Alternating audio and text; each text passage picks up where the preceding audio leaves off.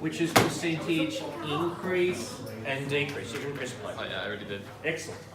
Look at that on the ball, see? Totally responsible. Now I don't know how the sound's going to go, and already the fact that I'm talking about the sound could be a problem, but the talking in class is probably going to affect that. So in the interest of creating something decent for you guys to watch later if you want to, let's keep the talking to a minimum. Alright, the first example is we're asked to increase 325 milligrams by 15%. Okay. The first thing I would want to do here is I want to go through some really simple multiplication. Let's start with 325 milligrams. What happens if I multiply it by 1? I'm just going to get 325 milligrams. So if I wanted to keep 325 milligrams the same, and I didn't want to increase it, and I didn't want to decrease it, I would multiply it by 1. Everyone with me so far? All right, pretty straightforward. If I wanted to half it, so if I wanted to decrease it by 50%,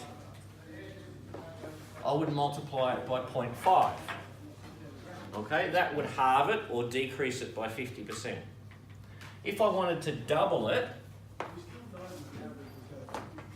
or increase it by 100%, I'd multiply it by 2. Okay, these are the really easy examples of it. But if I want to keep it the same, I multiply it by 1. What if I want to increase it by just a little bit? What if I want to increase it by 15%? So here's what I would do, is I would convert the 15% to a decimal, which we know is 0.15. We've had lots of practice in that. If I multiply it by 1, it's going to stay the same. If I multiply it by 1 plus the percentage I want to increase it by, then it will go up by that percentage.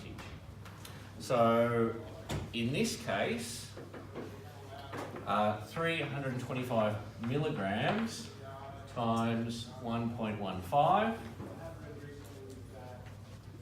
which is the 100% that keeps it the same, then the 15% that increases it a little bit by the 15%, and I should get, and I get you to check on the calculators, 373.75 milligrams.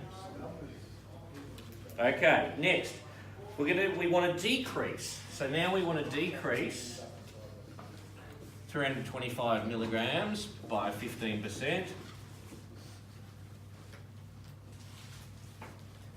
Okay, now if we again, we know very clearly now, if we multiply 325 milligrams by 1, it's going to stay the same. So if we're going to decrease it, we need to multiply it by something less than 1.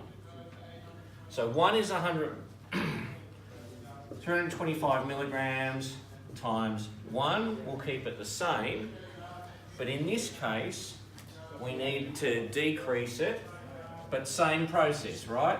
Convert the percentage to a decimal, and then before, when we wanted to increase it, we added that percentage increase to 1.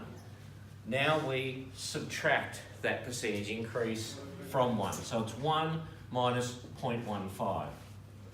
Okay? Which should come out as 325 times 0.85,